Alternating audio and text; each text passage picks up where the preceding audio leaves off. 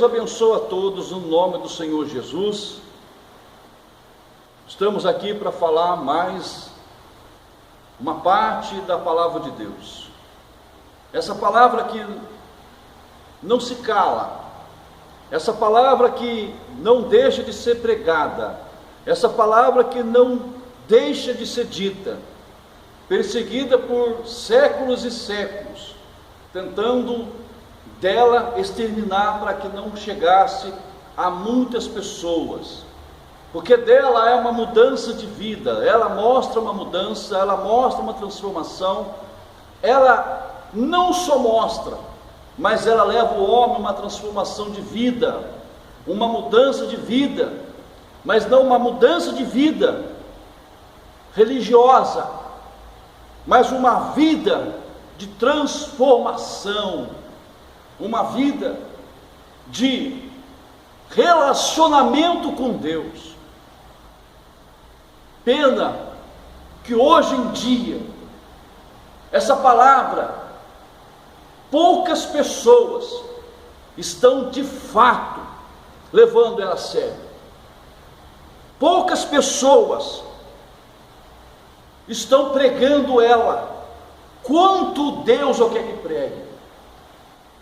A renúncia, a conversão, um novo nascimento, levando a pessoa a experimentar a boa e perfeita vontade de Deus, como diz Romanos capítulo 12, versículo 2, no qual vamos estar fazendo essa leitura, que ela nos leva uma mente de transformação, transformar. Mas antes, ela fala algo que nos incumbe-se a nós. Essa incumbência é nós que temos que fazer. Essa incumbência é nós que temos que fazer. Não é Deus que vai fazer. Porque se você considera-se uma pessoa que crê em Deus, uma pessoa que leva Deus a sério na sua vida, uma pessoa que tenha realmente na sua vida um conhecimento, um pouco de conhecimento desta verdade, que Jesus Cristo é Senhor.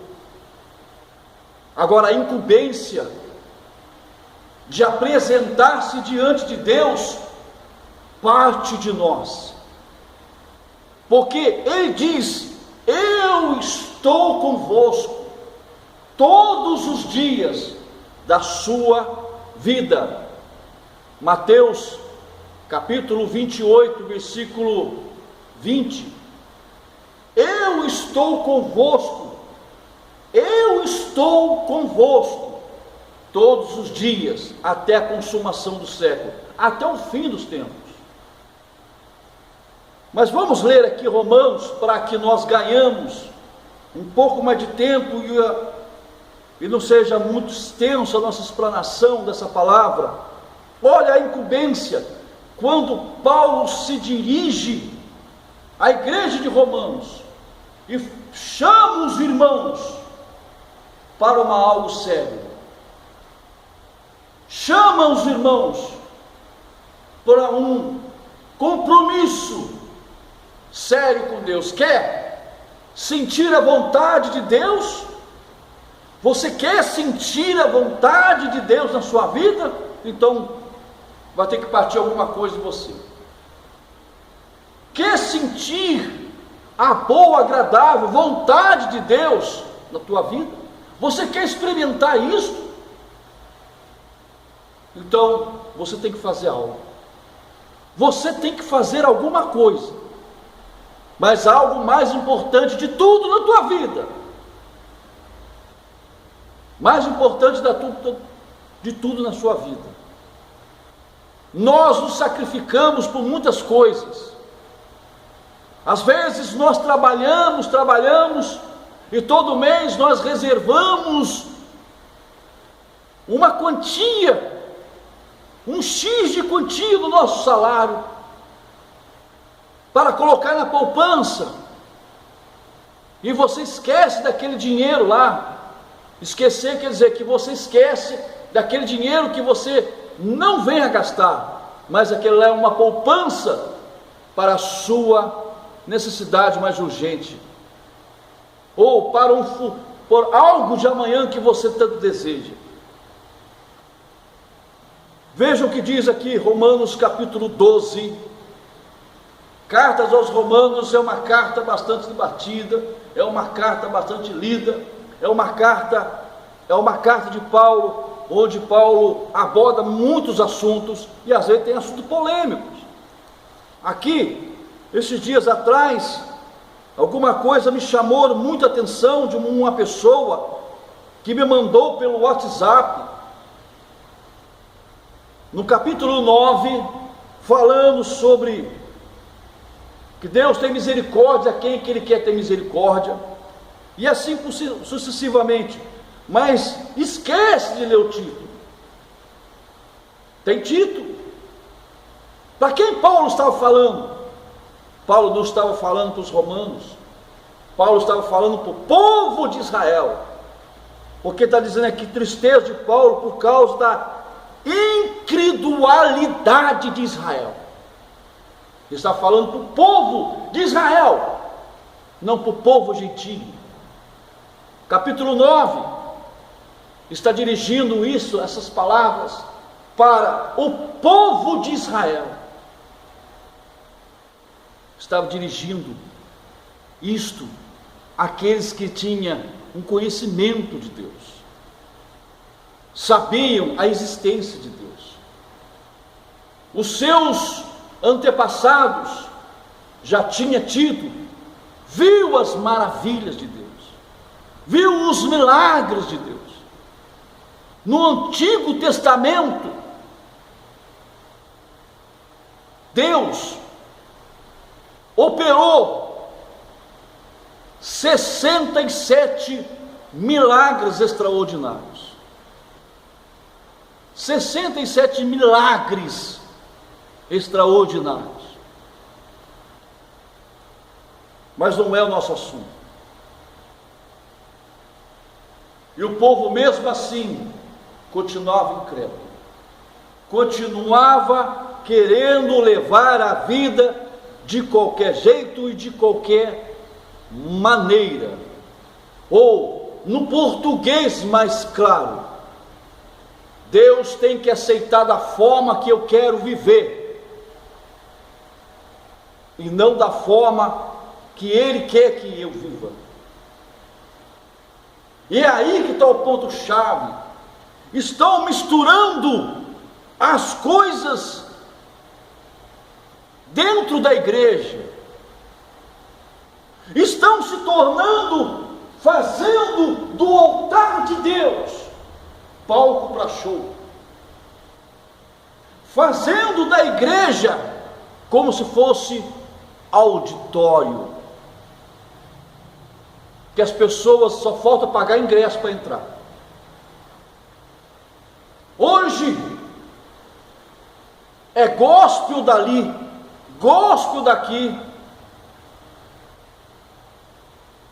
Meu irmão, minha irmã, você que está me ouvindo, escute uma coisa que eu quero dizer. Igreja de Jesus Cristo não é para o mundonismo entrar dentro dela. Esse negócio de dizer, eu tenho Deus, eu tenho Jesus dentro de mim, mas os seus atos, o seu comportamento, o seu proceder, as suas palavras não tem nada a ver, não condiz o que Deus está dizendo. As suas atitudes não tem nada a ver com aquilo que Deus quer que você seja. Como você quer ser testemunha dele? Dessa forma? Como nós queremos ser testemunha dele? Desse jeito? Jesus diz em Atos capítulo 1, Lucas escrevendo deixa bem claro, olha o que ele fala, antes de nós lermos aqui Romanos 12, deixa só a Bíblia aberta em Romanos 12, olha o que ele fala,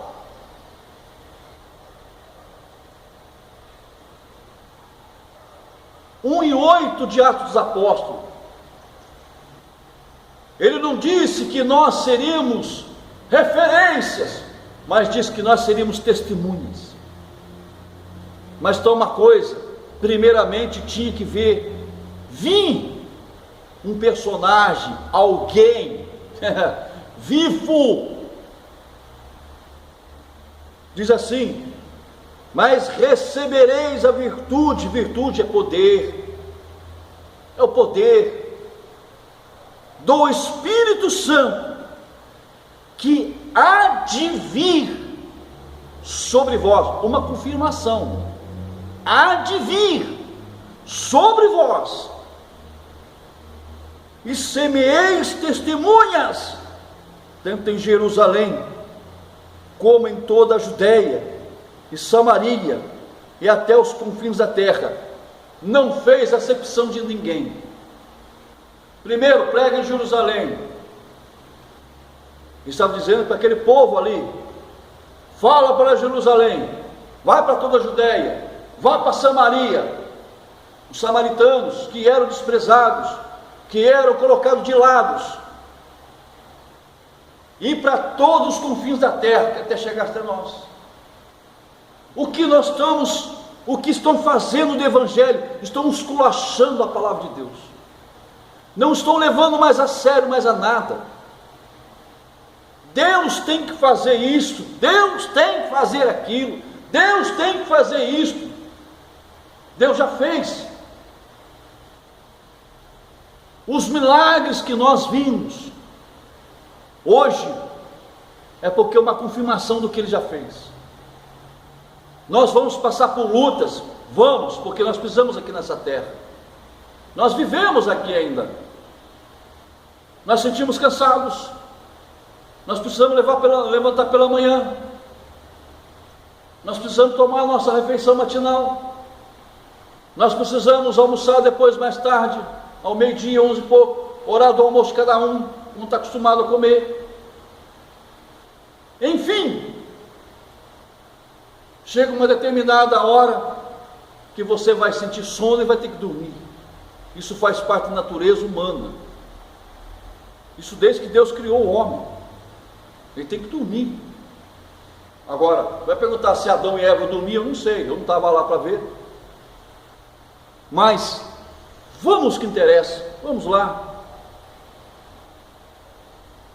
Rogo-vos, pois irmãos para quê? Ele está dirigindo as pessoas que ele evangelizava, as pessoas que já eram convertidas, já eram pessoas que tinham já um conhecimento da verdade. Conhecer a verdade é uma coisa, viver pela verdade é outra. Viver pela verdade é outra coisa. Continuamos aqui. Pela compaixão de Deus, Deus sente o que você sente. O que é compaixão? É a mesma coisa de eu sentir o que outra pessoa sente. Isso chama-se compaixão. Quando eu vejo uma pessoa com dor, é a mesma coisa de eu sentir quase a dor dela. É a misericórdia. Eu vou dizer uma coisa aqui bastante meio assim, talvez muitos não vão aceitar, mas isso eu aprendi há muitos anos da minha vida, lendo a palavra. Não sou conhecedor, eu não estou em monopólio da verdade e não sou o dono dela. O dono dela é Deus, o dono dela é o Espírito Santo, o dono dela é Jesus Cristo. Eu só apenas estamos transmitindo a verdade, fomos levantados para isto. Eu nunca vi na Bíblia escrito que Deus tem dó das pessoas. Sabe por causa do quê? Porque a palavra dó é aquilo que eu posso ter dó, mas eu não tenho nada para ajudar. Eu não posso fazer nada por ela. Aí que está a coisa. Eu tenho dó dessa criança, mas a pessoa pode ajudar e não ajuda. Então ela tem dó de sentimentos. Ela tem um sentimento de dó. Mas na palavra de Deus não fala que Deus tem dó. Deus tem amor com as pessoas, mas ao mesmo tempo Ele tem a solução para o problema dela. Por quê? Porque foi Ele que criou o homem, Ele que formou o ser humano, e Ele sabe e conhece a profundidade do que o ser humano precisa. Ele tem a solução. Está doente? Eu curo. Está precisando de libertação? Eu liberto.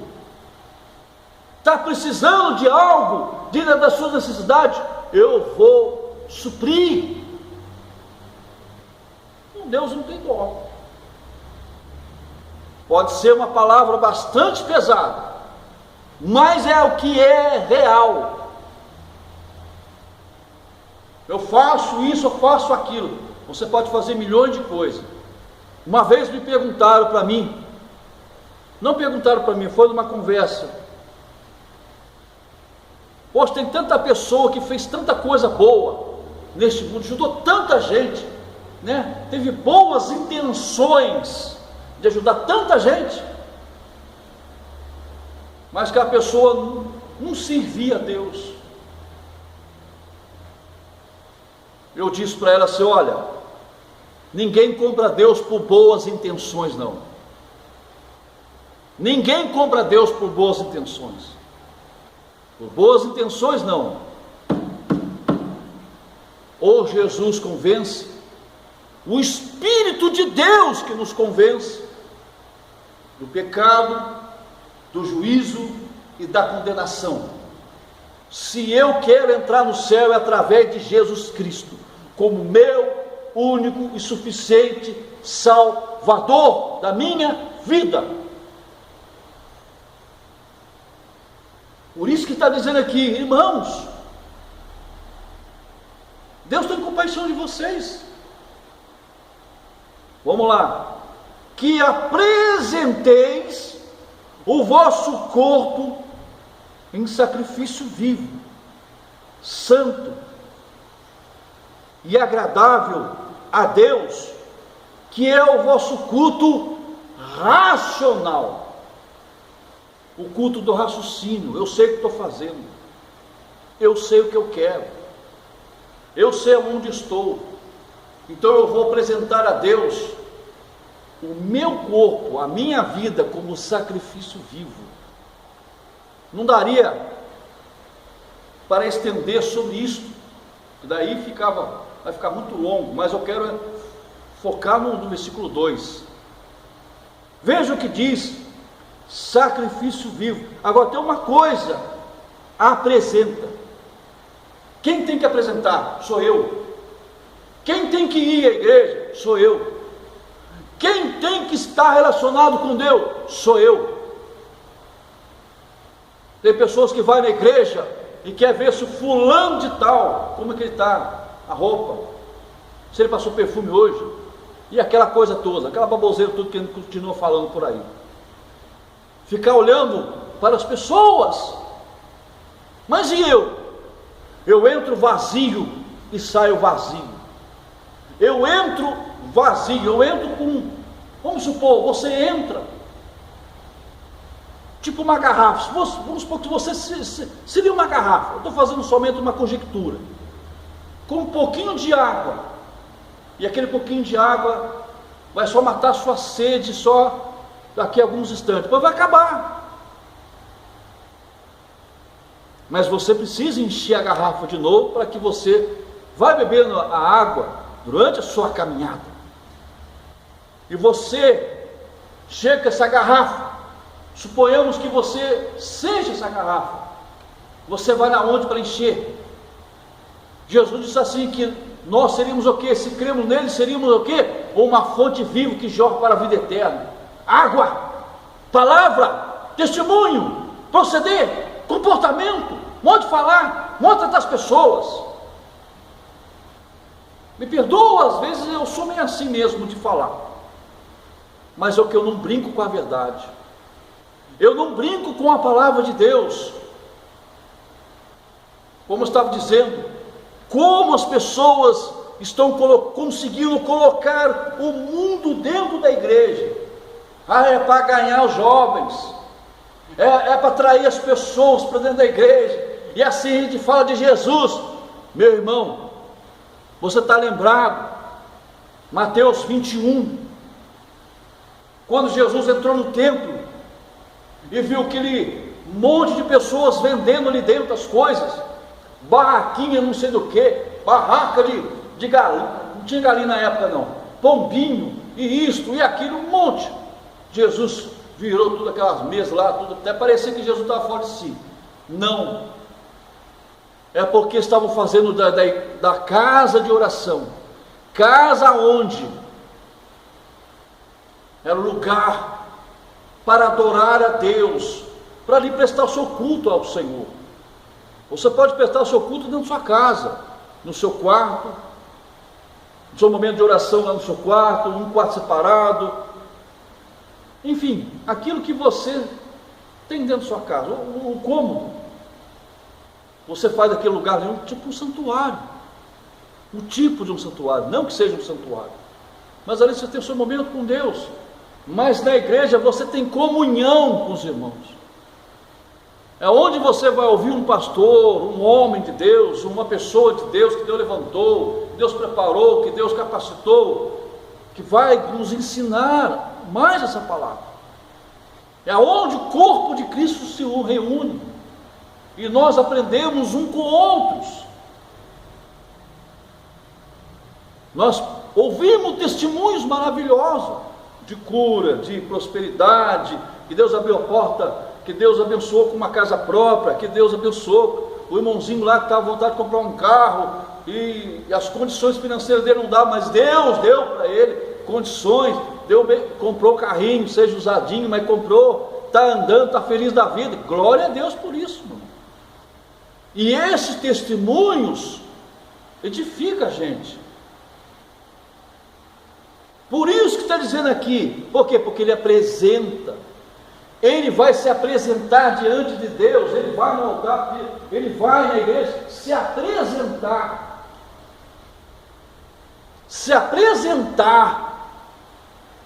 ao Senhor, um culto, apresentar-se a sua vida, sacrifício vivo, santo, agradável diante do Senhor, santo, agradável a Deus, que é o vosso culto racional, culto da razão, culto de raciocínio. Eu sei o que estou fazendo, eu sei aonde eu vou, eu sei que eu estou adorando o meu Deus que me salvou.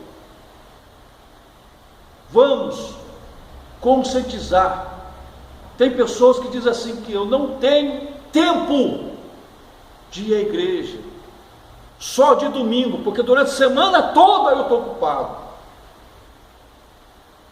Ô irmão, meus irmãos, minhas irmãs, ou nós colocamos a nossa vida diante de Deus. Qual é os dois principais mandamentos? Todos os mandamentos é para a gente seguir, para a gente observar. E a gente sabe que eu não devo fazer, mas quais são os dois primeiros? Amar a Deus acima de todas as coisas, de todo o nosso entendimento, de todas as nossas forças, de toda a nossa alma. Segundo, amar o teu próximo como a ti mesmo. Acontece isso hoje. Está sofrendo? Está em pecado. Claro, está sofrendo. Ele está sofrendo? Porque ele está sofrendo. Está passando por isso? É claro, o diabo está deitando, rolando na vida dele. Ah, está dizendo, tem maldição na vida dele. Gente, antes de você pronunciar qualquer palavra, diz a palavra de Deus, não seja o quê? Precipitado em falar algo que você não sabe. Está na Bíblia. Diante de Deus, você por quê? Porque você é de Deus, você está falando diante, e você vai falar diante de Deus. Melhor ouvir do que falar. Não seja precipitado para falar. Vamos lá. Você que tem que apresentar. Aí a pessoa fala assim, pastor, ora por mim, eu preciso mais do Espírito Santo, eu preciso de direção, não sei o que o Espírito Santo quer na minha vida. É sempre aquilo, não sei o que o Espírito Santo quer da minha vida. Claro que ele sabe o que ele quer, meu irmão. Acorda, acorda. Desculpe ser assim, eu não sou de bater muito em púlpito não. Acorda, meu irmão. O Espírito Santo sabe que o Espírito Santo é criança. O Espírito Santo não é bebezinho. Eu sei o que eu quero. Eu sei, ele sabe o que ele quer, mas também eu sei o que eu quero. Agora, o que eu quero com o Espírito Santo? Eu me lanço mais para ele, eu oro mais, eu busco mais, eu coloco a minha vida mais no plano dele. Eu convido a ele estar todos os dias comigo. Eu falo com Deus. Tem momentos que às vezes você não precisa estar orando 24 horas, meu irmão. Você fala assim, Espírito Santo, hoje eu te peço, faz companhia para mim. Faz companhia para mim. Eu tenho muita coisa para resolver, mas faz companhia comigo. Aonde eu for, vá comigo. Ele mora dentro de nós, irmão. Ele habita dentro de nós. Mas convide ele, que ele vai estar direção, vai te livrar de alguma coisa, assalto, acidente. Você convidou ele, amém, fique em paz. Ele tem certeza que ele vai com você. Versículo 2, Romanos 12, 1 e 2, os versos. E não vos conformeis com este mundo, mas transformai-vos pela renovação do vosso entendimento, para que experimenteis qual seja a boa, agradável e perfeita vontade de Deus. O grande problema não era que Paulo somente estava dizendo para os irmãos, apresenta um culto. Você tem que apresentar diante de Deus o seu culto. Ah, eu vou no culto, mas você vai apresentar o seu culto a Deus? Ah, eu vou lá porque se eu não for lá, o pastor vai pegar no meu pé. Esquece disso, meu irmão. Você vai na casa de Deus. Casa de Deus é assim, casa de Deus. Sempre a Bíblia fala casa de Deus. Eu vou na igreja, é para me apresentar o meu culto a Deus. Eu vou ouvir a palavra, eu vou ouvir o louvor, eu vou ouvir testemunho, depois eu vou ouvir a palavra, depois eu vou orar. Eu vou apresentar o meu culto a Deus. E não que alguém vai apresentar o culto para mim. Então, quando Paulo fala assim, não conforme, vocês estão olhando lá fora, mas não fica conformado não. Não se molde com o costume do mundo. Não vai se moldar conforme o mundo é. Não está falando o mundo que nós andamos, irmãos, terra que nós estamos andando, eu estou pisando. Não é isso que está dizendo. O mundo é o sistema dele, é o sistema mundano, da forma que as pessoas se procedem. Fala palavrão, não está nem aí, eu faço isso, eu faço aquilo. Faz o que bem entende, o que bem vem na cabeça. Não conforme com isto. Ou você tem uma mente, transforma o seu modo de pensar. renova o seu modo de pensar. Como é que nós vamos transformar nossa mente? Estudando a palavra, lendo a palavra. Eu li alguma coisa na palavra de Deus, eu fico meditando aquilo na minha mente. Eu estou meditando. Deus, o Senhor falou aquela palavra. Se o Senhor faz isso, então faça isso. Eu quero fazer uma prova dessa palavra. Aí Deus vai. Porque Ele é Deus. E Ele fala o que está. Ele prova a sua palavra para você. Olha que diz mais. Mas aí depois de você fazer o que? Uma renovação. Quem tem que renovar? Eu. Quem tem que buscar? Eu. Quem tem que fazer? Eu tenho que fazer alguma coisa. Toda ação existe uma reação por trás. Se eu não venho apresentar o meu culto ao Senhor, então eu não vou ter mente renovada. Eu não vou aprender a não conformar mais com este mundo. Mas eu vou continuar conformando. Mas por que os filhos dos cristãos, o filho que é daquela irmã, daquele irmão que está na igreja, né,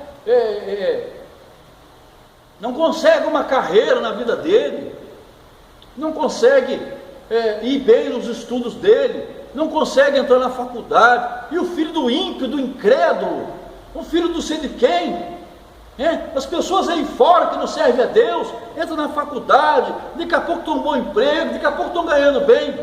Bom, não tem nada a ver uma coisa com outra. O negócio porque a criação e a educação começam dentro de casa. Não basta o pastor chegar aqui e ficar falando assim: meu irmão, faça seus filhos estudarem. Não precisa disto. O filho foi dado a você para que você crie ele, instrua ele num caminho que você deve andar, e faça que ele coloque a cara no livro e estude, para não depender de você, porque você não vai ficar para semente, você não vai ficar eternamente com ele. Por que eles conseguem tanto? Porque eles faz porque eles se esforçam, e nós queremos que Deus faz.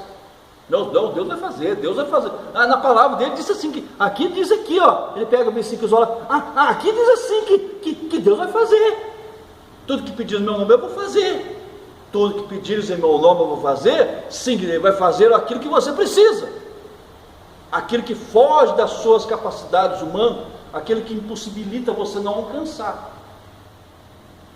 aquilo aqui não está sobre a sua possibilidade. Aí quando você pede, Jesus entra com providência. Ele te dá meios para você. Ele te dá meios. Para o quê? Para o que você experimenta qual seja a boa, tudo que é bom, é gostoso.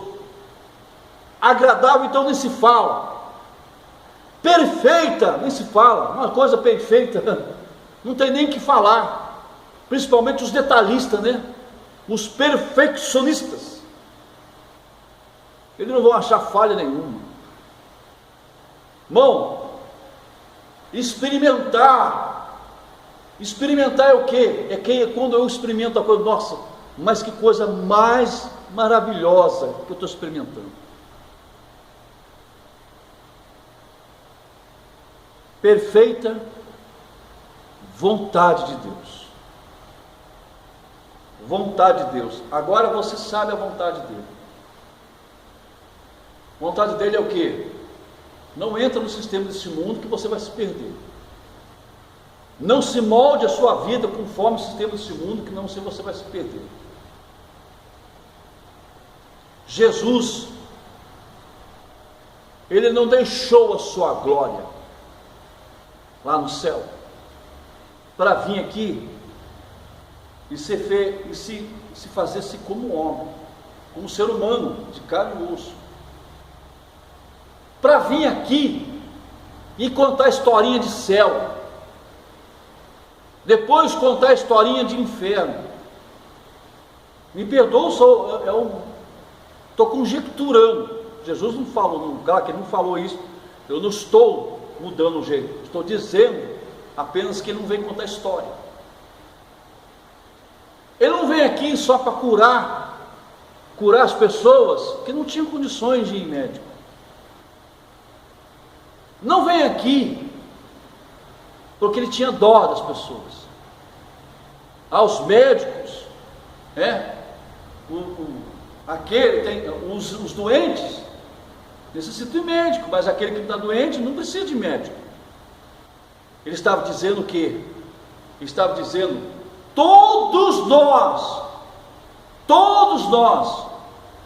tínhamos uma doença que chamava pecado, que nós originamos de Adão e Eva. Dentro de nós tinha uma doença, e com o seu sangue, quando ele morreu na cruz, com o seu sangue, ele apagou tudo isso. Para nós, porque nós estamos destituídos da glória de Deus, nós não tínhamos possibilidade de salvação, nós não tínhamos como obedecer a lei quanto ela era. Mas diz lá em João capítulo 1, versículo 16, 17, fala que a lei foi dada por Moisés, mas a graça e a verdade veio através de Jesus Cristo. Amém? É a perfeita vontade de Deus, é isto, que você anda dentro daquilo que você quer. Preste seu culto a Deus. Você tem que se apresentar o seu culto a Deus, não a outra pessoa. Ah, minha esposa foi na igreja lá, vai orar para mim, eu estou cansado hoje. Para com isto. Você tem que apresentar o seu culto a Deus. Eu estou na minha casa, eu presto meu culto na minha casa. Sua casa não é santuário, tua casa não é a casa. Sua casa pode ser abençoada, mas tua casa não é santuário, a tua casa não é igreja, a tua casa não é lugar onde você fica lá trancado. Deus sabe todas as coisas. Vamos parar com essa que Deus sabe todas as coisas. Isso é um dicionário da serpente lá, que fala para Eva: Deus sabe que o dia que você comer desse fruto, você vai ser como um Deus, você vai conhecer o bem e o mal. Deus sabe. Deus entende. Não, Deus não entende não. Ou você entra nisso aqui, ou esquece. Ou você realmente abraça a identidade de cristão, ou você esquece. Então abraça o mundo. Diabo não brinca de ser diabo. Deus não brinca de ser Deus. Quando eu falei que Deus não entende, não estou dizendo que Deus não sabe. Eu estou na minha casa, Deus entende porque eu não fui na igreja hoje. Talvez por uma emergência que você precisou levar alguém, ou uma coisa de última hora, um imprevisto de última hora, não precisa dar desculpa para Deus. Deus já sabe, não precisa ficar dando desculpa a Deus. Deus entende porque eu não estou fazendo isso. Deus, não, me desculpa, Deus não aceita desculpa. O que Deus aceita é quando você reconhece o seu erro e pede perdão para Ele. Aí Ele vai te perdoar. Mas de desculpa de ir na casa dele, olha, eu não estou no lugar de Deus porque eu não sou Deus, mas sabe aquela pessoa que fica dando desculpa 1, 2, 3, 4, 5 dias? Imagine você ficar 1, 2, 3 dias sem trabalhar, chegar lá e dar desculpa para o seu patrão. Eu não vim trabalhar os 3 dias porque eu não tinha vontade de vir trabalhar. Sabe o que vai fazer? Tudo bem, você trabalha, aí depois do final do dia você vai lá no escritório, quer conversar com você, acerta suas contas e manda você embora. Sabe por causa do quê? Ele não aceitou a sua desculpa. Agora, quando você liga para ele, diz: olha, patrão, fulano, me desculpe, estou dando aqui a justificação, eu previsto de última hora aqui, alguém na minha casa não estava muito legal, estava bem, e aconteceu tal isso, eu estou justificando a minha falta hoje, porque hoje está um negócio, não está legal hoje, eu não estou bem e tal. Ele está entendendo que você não está legal, que você não está bem, não é uma desculpa, é uma justificação, que você vai precisar faltar o serviço, mas Deus, na sua palavra, por Ele, quantas vezes Ele falou para o povo fazer uma coisa, o povo ia lá fazer a outra. Sabe o que chama isso aí? O povo queria justificar depois, Deus não aceitava. Sabe por causa do quê? Porque a desobediência pela palavra dele. Eu falei para vocês não fazer tal coisa, e por que vocês fizeram? Por que o povo ficou no mão dos midianitas mais de 7 anos?